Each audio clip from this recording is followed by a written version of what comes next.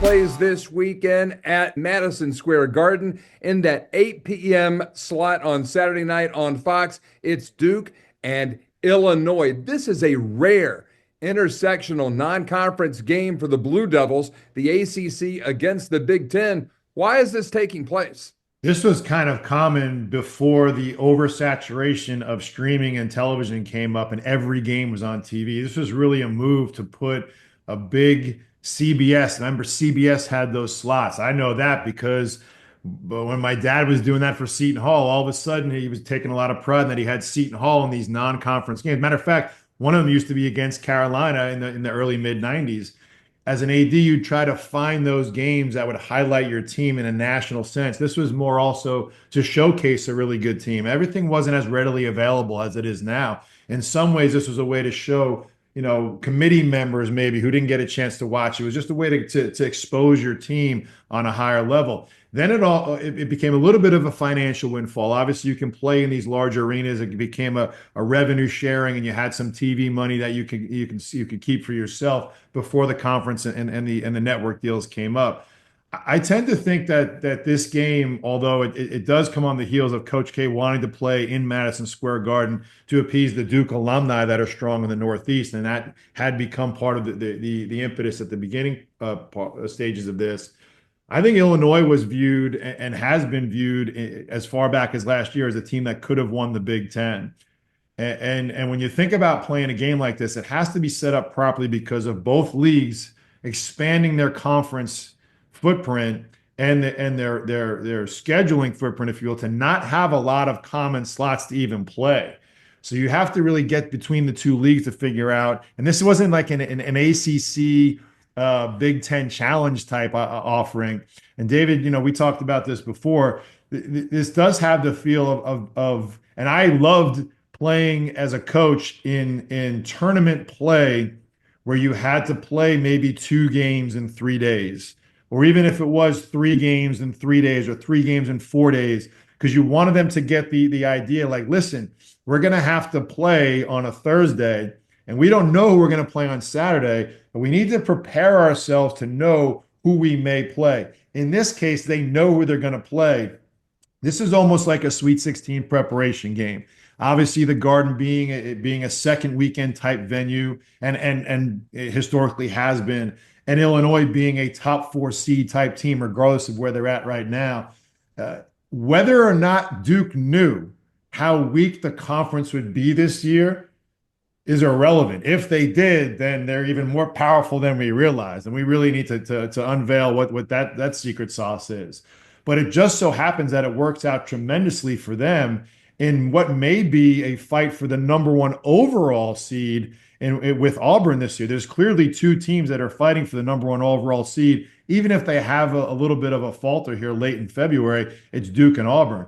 As it plays out, this game may have an impact on them being able to get a #1 overall seed in the tournament, which is important.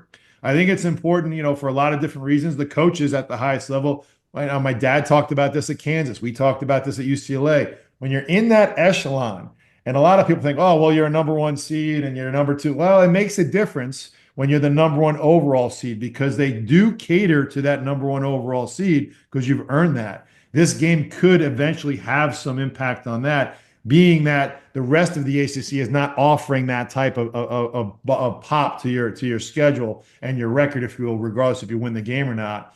I think this is something that obviously they thought would be beneficial regardless of what this season would look like. It's obviously not back in John's home state of Illinois, but going back up to New York, going to the Garden, it's just a game that I think gives them an opportunity to strengthen themselves from a preparation standpoint. It gives a little bit of a younger team in the Cooper Flag Con sense of what it's going to be like to break out of the ACC immediately a week after the tournament's over, after playing the same 18 teams for 2 or 3 months, and now having to go play a really high-level team in that second weekend. For all intents and purposes, the first 2 weeks of weekends of the term, or 2 days for Duke in the tournament are going to be washes. They'll cover the spread. They're way too talented to lose those games. It'll be the upset of all upsets that they lose either one of those 2 games. Forget about the first round. I think even the second round. Now you get to the Sweet 16, and you're going to have some teams that are pretty talented. Illinois has got 3 players on their roster that are projected to be first-round picks.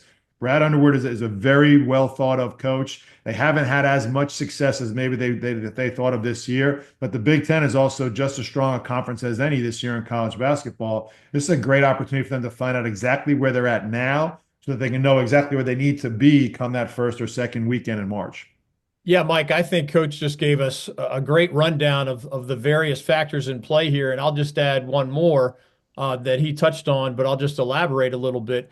From Coach K to Dean Smith to other really well-regarded coaches, I think they just like to give their guys a look at game preparation and game details that are more like what you face in the NCAA tournament. In other words, if you just look at Duke's schedule in the month of March, they play a home game against Florida State on March 1st, a home game against Wake Forest on March 3rd, and then they have a little bus ride to Chapel Hill on March 8th. And then they have, I don't know how they get to Charlotte exactly, but we're talking about what, 2.5 hours to play however many days they're trying to compete for the ACC tournament. Nothing I just mentioned over a 2+ week period prepares them for life in the NCAA tournament. It's not, these are bus rides and home games. You don't get bus rides and home games in the NCAA tournament. You also don't get less familiar opponents in conference play. So plugging in Illinois gives you another window, of course, for all the reasons, the fans that Coach mentioned in the Northeast. Why not another TV spotlight? It's going to have a heck of a lot more feel of a Sweet 16 game than hosting Florida State, or I was just there when they ran the Cal Bears off the court at Cameron Indoor Stadium. Those things are, they're underlining the brilliance of the Blue Devils and their repetitions against Division I teams, but they're a lot less like Elite Eight Sweet 16 games than getting on an airplane, going to a famous arena, being in a very heavy, hot spotlight, playing against a very good coach like Underwood, playing against NBA caliber talent like the guys that Coach mentioned. It's just a rare, and Duke's the only team that's done it this year, a rare. Illinois is right on the cusp of the top 25. If they're not in it, they will be a high seed. It's just a little window into the world that this very young Duke team is going to have to experience in more mid to late March. And I think it's a stroke of genius. This game was not officially announced by Duke, I believe, until August of last year.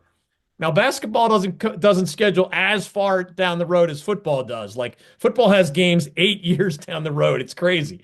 Basketball is not that extreme, but it's not every day that you're adding a non-conference game in the month of August either, immediately prior to your upcoming season. That's what they did here.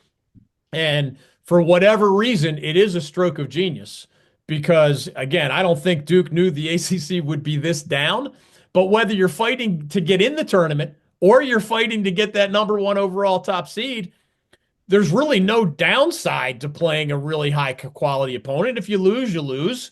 And if you win, you're just bolstering your resume to get you closer to where you want to be.